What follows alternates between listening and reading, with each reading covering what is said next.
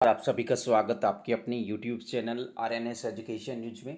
दोस्तों, इस वीडियो में बात करने वाले हैं यहाँ पर आप लोगों के डॉक्यूमेंट वेरिफिकेशन के बारे में। जो लेवल 1 और लेवल 2 रीट मुख्य परीक्षा के जो रिजल्ट के बाद जो सफल अभ्यर्थी हुए हैं 2 गुना के, उनको वेरिफिकेशन के लिए अपडेट है साथियों। और इस वीडियो में वेरिफिकेशन में क्या क्या डॉक्यूमेंट चाहिए वो भी बताने वाला हूँ। हालांकि पहले वीडियो अपलोड कर दिए थे, लेकिन अब फिर से एक बार बताने वाले हैं कि आप लोगों के दस्तावेज सत्यापन कब से शुरू होने वाले हैं। दोस्तों, सबसे पहले बताऊं तो देखिए, दो चीज़ें यहाँ पर होंगी। ऑनलाइन आप लोगों को अपलोड करना होगा। तो अब देखिए, आज मंडे है और जो भी आपके डॉक्यूमेंट हैं उनमें कुछ कमी है, उसको पूरा कर लीजिए। बहुत जल्द जो है इसी वीक के अंदर आप लोगों को लेवल 1 और लेवल 2 का डॉक्यूमेंट वेरिफिकेशन का जो कार्यक्रम है, जो शेड्यूल है, वो आपको मिल जाएगा। यानी सबसे पहले आप लोगों को जितने भी जो कागजात हैं वो दोस्तों ऑनलाइन यहाँ पर अपलोड होंगे।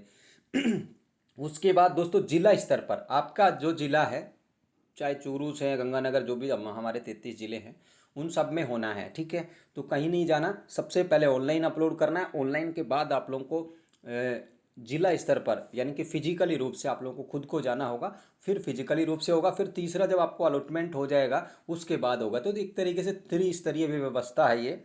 और कब से होंगे उससे पहले ये अपडेट देखिए दोस्तों, यहाँ पर देखिए, कार्यालय निदेशक प्रारंभिक शिक्षा राजस्थान बीकानेर। तो दोस्तों, जो ट्रेनिंग है यानी डॉक्यूमेंट जो वेरीफाई होंगे शॉर्ट लिस्टेड कैंडिडेट्स को, उनको किस तरीके से जांचा जाए, तो ये यहाँ पर देखिए, प्रत्येक जिले के जिला शिक्षा अधिकारी मुख्यालय प्रारंभिक स्तर पर की जानी है, यानी डॉक्यूमेंट की जो वेरिफिकेशन है वो। और इसके लिए इन्होंने क्या किया कि साला दर्पण पर पोर्टल तैयार किया गया, हर मॉड्यूल तैयार किए गए हैं और एक बैठक तैयार किया, यानी कि ये जो कर्मचारी जो आप लोगों का डॉक्यूमेंट वेरीफाई करेंगे उनको एक ट्रेनिंग दी जा रही है। और वो ट्रेनिंग के लिए इन्होंने 20 और 21 तारीख तय की है। समस्त जिलों के जिला शिक्षा अधिकारी को प्रारंभ इसमें पाबंद किया गया कि भर्ती प्रभारी तथा दस्तावेज सत्यापन पात्रता जांच दल के अधिकतम 2 संयोजकों को इस बैठक में अनिवार्य रूप से उपस्थित होना, यानी कि ट्रेनिंग है। इसमें बताया जाएगा उन अधिकारियों को, कर्मचारियों को, किस तरीके से आपका डॉक्यूमेंट वेरीफाई करने हैं, किस तरीके से वो सारी चीज़ें करनी हैं। तो ये निदेशालय अपनी स्तर से पूरी कार्रवाई कर रहा है। 20 और 21 तारीख को ये मीटिंग है इनकी, एक बैठक है, उसमें इनको नॉलेज दिया जाएगा, ट्रेनिंग दी जाएगी, बताया जाएगा। और उसके बाद आप लोगों के ऑनलाइन जो है, सबसे पहले ऑनलाइन साला दर्पण पर अपलोड होंगे। उसके बाद जिला स्तर पर जिला शिक्षा अधिकारी जो डीओ ऑफिस है, उनकी जिम्मेदारी है, ठीक है, वो वेरीफाई आप लोगों का फिजिकली रूप से डॉक्यूमेंट को वेरीफाई करेंगे। तो ये दोस्तों आप लोगों की जो प्रक्रिया है इसी वीक में यानी इसी सप्ताह में शुरू हो जाएगी। ठीक है, तो डॉक्यूमेंट आप लोग तैयार रख लें। अब डॉक्यूमेंट में क्या क्या चाहिए वो यहाँ पर देखिए। सबसे पहले तो दोस्तों, यहाँ पर राजस्थान के जो मूल निवासी हैं, यानी कि राजस्थान के ही हैं आप लोग, तो आप लोगों को मूल निवास राजस्थान का देना होगा। राजस्थान से बाहर के लोग हैं उन्हें जनरल कैटेगरी में माना जाएगा। तो आप जो राजस्थान से बाहर के हैं वो अपने स्टेट का मूल और जाति प्रमाण पत्र जो है ले करके आ सकते हैं। ठीक है दोस्तों, और ओबीसी एमबीसी के लिए ज़रूरी ये है कि आप लोगों का नॉन क्रीमी लेयर हो। किसी का अगर क्रीमी लेयर का बना हुआ है ओबीसी का, ठीक है, और वो नॉन क्रीमी लेयर में आते हैं, तो अपने उस ओबीसी प्रमाण पत्र को देख लीजिएगा। ठीक है, यानी कि ओबीसी का लाभ तब मिलेगा जब आप नॉन क्रीमी लेयर ओबीसी हैं या नॉन क्रीमी लेयर एमबीसी हैं तभी। अगर किसी के ओबीसी सर्टिफिकेट में क्रीमी लेयर लिखा है, इसका मतलब है वो जनरल कैटेगरी में है। ठीक है ना। और जो आप लोगों का जाति प्रमाण पत्र साथियों वो होना चाहिए, विशेषकर महिला अभ्यर्थी ध्यान दें, पिता के नाम का। ठीक है, काफ़ी सारी महिला अभ्यर्थी क्या होती है कि प्रेम में विवाह कर लेती हैं, तो वो क्या होता है कि घर वालों से संबंध टूट जाते हैं, तो वो क्या करते हैं, पति के नाम का ही बनवा लेती है। तो जो भी महिला अभ्यर्थी पति के नाम का जाति प्रमाण पत्र प्रस्तुत करेगी उसे जनरल कैटेगरी में माना जाएगा। तो इस बात का ध्यान रखिए, महिलाओं के जो जाति प्रमाण पत्र हैं पिता के नाम के आधार पर हो, निवास के आधार पर हो। ठीक है, अगर किसी ने पति का लगा दिया तो वो जर्नल में माना जाएगा। ठीक है साथियों, ये यहाँ पर सारी चीज़ें दी गई हैं। ईडब्ल्यूएस जो कैंडिडेट्स हैं, आपको इनकम एंड असेस का जो सर्टिफिकेट है प्रस्तुत करना होगा। इसके अलावा उत्कृष्ट जो खिलाड़ी हैं, तो आवेदन की लास्ट डेट से पहले आप लोगों का खेल सर्टिफिकेट होना चाहिए। विधवा श्रेणी में जो महिलाएं आवेदन कर रही हैं उनके लिए यहाँ है कि आपके पति की मृत्यु का प्रमाण पत्र और पति के नाम से ऐसा कोई भी डॉक्यूमेंट। ये विधवा महिलाएं बहुत ध्यान से इस बात को सुन लें गौर करके कि आपको अपने पति की डेथ का सर्टिफिकेट तो देना ही है, साथ में ऐसी कोई आईडी देनी हो देनी है जिसमें ये लगना चाहिए कि आप उनकी पति हैं, मतलब पत्नी हैं, ठीक है। ये आप लोगों को लगना चाहिए। विडो के लिए विशेषकर बताया गया है इसमें, ठीक है। जैसे कोई आप लोग विवाह प्रमाण पत्र दे सकती हैं, आधार कार्ड दे सकती हैं, राशन कार्ड दे सकती हैं, बच्चे का जन्म प्रमाण पत्र दे सकती हैं, जिसमें ये वेरीफाइड हो कि आप जो दिवंगत व्यक्ति है उसी उन्हीं की पत्नी हैं, ठीक है। ये विडो के लिए है। कई बार क्या करती हैं विडो महिलाएं, जैसे हस्बैंड की डेथ हुई सारी चीज़ें बदलवा लेती हैं, श्रीमती से सुश्री या फिर कुमारी करवा लेती हैं। तो भाई अगर ऐसा डॉक्यूमेंट आप लोग पेश करेंगे तो फिर वो दिक्कत होगी। देखिए ऐसा तो कोई नहीं है कि कोर्ट में भी एक आदेश आया था, उसमें केयर ऑफ लिखा हुआ था, वाइफ ऑफ नहीं था, तो उनको बाहर किया, फिर वो कोर्ट चले गए। रीट की बात कर रहा हूँ, पिछली रीट की, लेवल 1 की। तो फिर कोर्ट कचहरी जाओगे, पोस्टिंग रुक जाएगी, 20-30 हज़ार रुपये वकीलों को दे दोगे। इससे बढ़िया है ना कि 20-30-50 रुपये में अपना डॉक्यूमेंट जो है उसको ठीक करके वही आप लोग ले जाए। आप देखिए यहाँ पर दोस्तों, जो विडो महिलाएं हैं और तलाकशुदा महिलाएं हैं, आपको एक और एफिडेविट देना पड़ेगा जिसमें ये बताना होगा कि मैंने पुनर्विवाह नहीं किया है, ठीक है। और चरित्र प्रमाण पत्र भी आप लोगों को देने होंगे, ठीक है। जहाँ से आप लास्ट पढ़े थे वहाँ का चरित्र प्रमाण पत्र चाहिए। किसी ने अगर स्वयं पाठी तौर पर पढ़ाई की है, यानी प्राइवेट ही की है, तो आप लोगों ने जो रेगुलर पढ़ाई कब की थी उसका आप लोग दे सकते हैं, ठीक है। तो ये है। आप दोस्तों ये जो पुलिस वेरिफिकेशन वगैरह है और ये है, ये आपको बाद में चाहिए होगा। फिलहाल तो जो चाहिए वो आपको बता देते हैं, ठीक है साथियों। तो ऑनलाइन आवेदन की प्रति चाहिए आप लोगों को, यानी कि जो फॉर्म भरा था वो। अगर फॉर्म नहीं है आपके पास तो SSID ओपन करिए, वहाँ से PDF डाउनलोड कर लिए, उसका प्रिंट आउट निकलवा लीजिए। दूसरा, घोषणा पत्र वगैरह चाहिए आप लोगों को, वो सब निर्धारित प्रारूप में। 10वीं की मार्कशीट चाहिए, उसका बोर्ड सर्टिफिकेट, 12वीं की मार्कशीट, बोर्ड सर्टिफिकेट। इसके अलावा ग्रेजुएशन की मार्कशीट। अगर आपने PG दर्शाई है फॉर्म में तो PG की मार्कशीट। BSTC या B.Ed हैं तो आप लोगों को वो मार्कशीट, लेवल 1 के लिए जैसे BSTC है तो आप BSTC की देंगे, और लेवल 2 के लिए अगर B.Ed है तो आप B.Ed की देंगे। इसके अलावा जो विशेष शिक्षा से जो अभ्यर्थी पास हुए हैं उनको RCI, यानी कि भारतीय पुनर्वास जो परिषद है, काउंसिल है, उसका जो रजिस्ट्रेशन है वो देना पड़ेगा। आप लोगों का रीट का, जैसे किसी के पास 2021 में पास कर ली थी लेवल 1 की, जैसे 3 साल के लिए वैलिडिटी थी, अब फिर उसको आजीवन किया गया था 22 वाले में। तो रीट का जो भी आपका प्रमाण पत्र है वो आप लोगों को देना पड़ेगा। किसी के पास 21 का है, किसी के पास 22 का है, वो दे सकते हैं आप लोग। इसके अलावा मूल निवास प्रमाण पत्र ये आप लोगों को चाहिए। EWS सर्टिफिकेट चाहिए। अगर आप लोग रिजर्व कैटेगरी से हैं तो जाति प्रमाण पत्र, SC ST OBC MBC इनका जाति प्रमाण पत्र चाहिए। OBC MBC जो जाति प्रमाण पत्र है साथियों, और EWS है, वो 1 साल तक वैलिड होता है। क्या होता है? 1 साल तक वैलिड होता है। अगर आपने फॉर्म भरने के वक्त ये पुराना लगाया था, यानी कि 1 साल हो चुका था और वो लगाया था, तो अब आपको एक शपथ पत्र देना होगा, ठीक है। एक क्या पर देना होगा? शपथ पत्र देना होगा।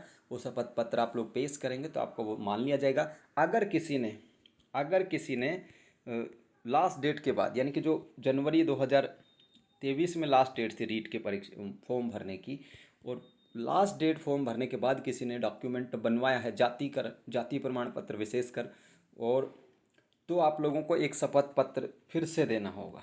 17/10/2022 को दोस्तों एक अधिसूचना आई थी, यानी कि आप लास्ट डेट के बाद जाति प्रमाण पत्र देते हैं तो आप लोगों को ये कहना होगा कि मैं जिस टाइम पे फॉर्म भरे गए तो उस टाइम पर संबंधित जो वर्ग है उसकी पात्रता रखती थी, ये लिखवा करके देना पड़ेगा स्टैम्प पेपर पे, ठीक है।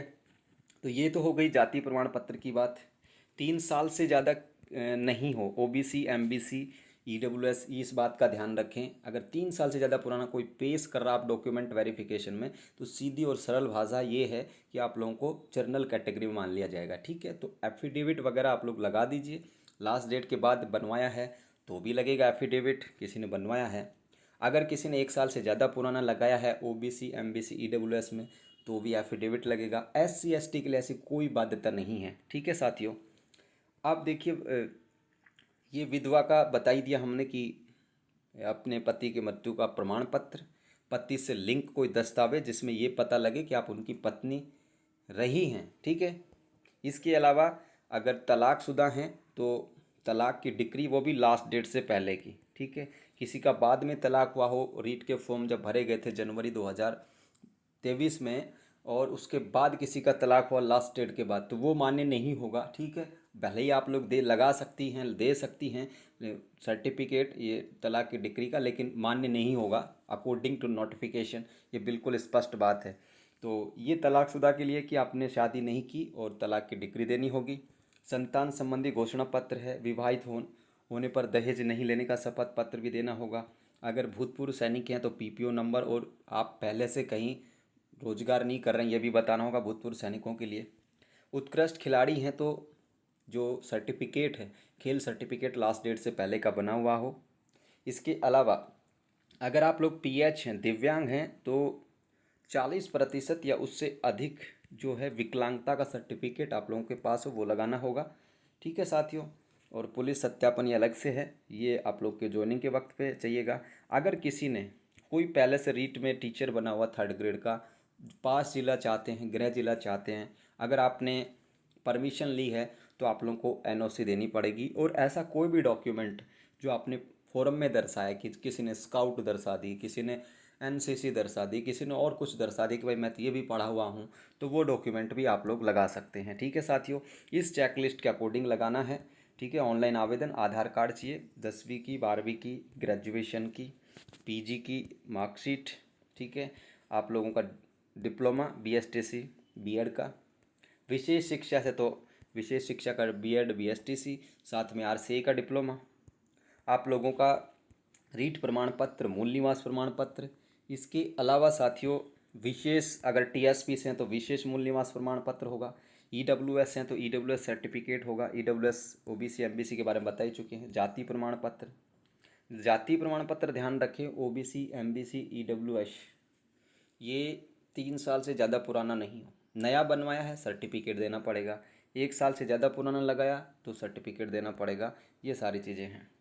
इसके अलावा आरक्षित वर्ग के सभी अभ्यर्थियों से घोषणा पत्र, जिसके आपको ये कहना पड़ेगा कि राजस्थान राज्य के मूल निवासी हैं। तो बाकी सारी चीज़ें हमने बता दी हैं साथियों। ठीक है ना। ये सारे के सारे डॉक्यूमेंट चाहिए होंगे और ये फॉर्मेट होगा, ये नया फॉर्मेट आएगा तो इसमें आपको कुछ घोषणाएं देनी पड़ेंगी खुद से ही। ठीक है। तो ये घोषणा पत्र है, 100 घोषणा इस तरीके से बन जाएगा, एक में सारे बन जाएंगे कि मैं राजस्थान का मूल निवासी हूँ। ये विधवा परित्यक्ता के लिए हो गया, और ये आप लोगों का हो गया दहेज नहीं लेने का। ठीक है। ये भूतपूर्व सैनिकों के लिए हो गया कि मैं पहले से कहीं रोजगार नहीं कर रहा हूँ। ये बच्चों वगैरह का है सारा का सारा। ठीक है।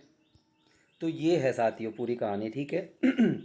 और ये बता ही दिया हमने। भर्ती देखिए यहाँ पर जो 17/10 की मैं बात कर रहा था वो भी यहाँ पर बताया गया इन्होंने। इसकी इस भर्ती हेतु आवेदन की अंतिम तिथि के बाद जाति प्रमाण पत्र आप लोग दे रहे हैं तो इनके लिए शपथ पत्र देना होगा। ठीक है साथियों, 17/10/2022 के अकॉर्डिंग। और यहाँ पर इन्होंने बताया कि SC ST के जो जाति प्रमाण पत्र की अवधि जीवन पर्यंत होगी, जबकि OBC के लिए संबंधी प्रमाण पत्र एक बार ही जारी किया जाएगा, परंतु क्रीमिलेयर नहीं होने संबंधी तथ्य को 3 वर्ष तक की अवधि के लिए शपथ पत्र के साथ मान्यता दी जाएगी। ठीक है साथियों, ये आप लोगों को बता ही चुके हैं। और अन्य पिछड़ा वर्ग का जो है, अन्य पिछड़ा वर्ग के प्रमाण पत्र के आधार पर ही अति पिछड़ा वर्ग का लाभ दिया होगा, ये एमबीसी के लिए बताया गया है। अगर किसी एमबीसी कैंडिडेट्स के पास आप लोगों के पास जाति ओबीसी का बना हुआ लेकिन लेटेस्ट है, और तो भी आपको उसमें एमबीसी वर्ग का लाभ यहाँ पे दिया जाएगा। ठीक है साथियों, तो ये कुछ जानकारी है आप सभी के लिए। याद रखें, महिला अभ्यर्थी पिता के नाम का जो है यहाँ पर सर्टिफिकेट जो है जाति वो ना हो। एक और बात मैं कहना चाहूँगा, ईडब्ल्यूएस की जो महिला अभ्यर्थी हैं उनका इनकम एंड असेस सर्टिफिकेट, आप लोगों को ध्यान होगा जब रीट 2021 के फॉर्म आए थे उस वक्त पर प्रारंभिक शिक्षा निदेशालय ने जो है, प्रारंभिक शिक्षा निदेशालय ने क्या किया था कि आप लोगों को सबको परमिशन दे दी थी कि ईडब्ल्यूएस की जो महिला अभ्यर्थी हैं वो अपने पति के या पिता के नाम का सर्टिफिकेट दे सकती हैं। तो ऐसा दोस्तों इसमें तो कहीं मेंशन है नहीं, लेकिन फिर भी अगर आप लोग पिछले जो आदेश हैं रीट के 2021 वाले के, उसके आदेश के आधार पर अगर आप लोग ईडब्ल्यूएस की महिला अभ्यर्थी हैं उनके लिए कह रहा हूँ, तो वो भी आप लोग प्रस्तुत कर सकती हैं। ठीक है, बशर्ते कोशिश कीजिएगा कि पिता के नाम से ही हो, लेकिन फिर भी अगर नहीं है तो आप लोगों को एक आदेश डाउनलोड करना होगा रीट का, प्रारंभिक शिक्षा निदेशालय बीकानेर का। उस आदेश का फोटो कॉपी निकलवा लीजिएगा, फिर आप लोग चाहे पति का लगाएंगे और चाहे पिता का लगाएंगे तो कोई दिक्कत नहीं होगी उसमें। ठीक है, तो ये डॉक्यूमेंट इसमें लगभग चाहिए। सबको शुभकामनाएं। ठीक है, ये डॉक्यूमेंट तैयार करवा लीजिए। बाकी अगर किसी के कोई दिक्कत है, कोई डॉक्यूमेंट नहीं बन पा रहा है, तो आप शपथ पत्र वगैरह संबंधित तरीके से दे सकते हैं। तो फिलहाल के लिए इस वीडियो में इतना ही। कैसा लगे ये वीडियो ज़रूर बताएं। धन्यवाद। जय हिंद, जय भारत।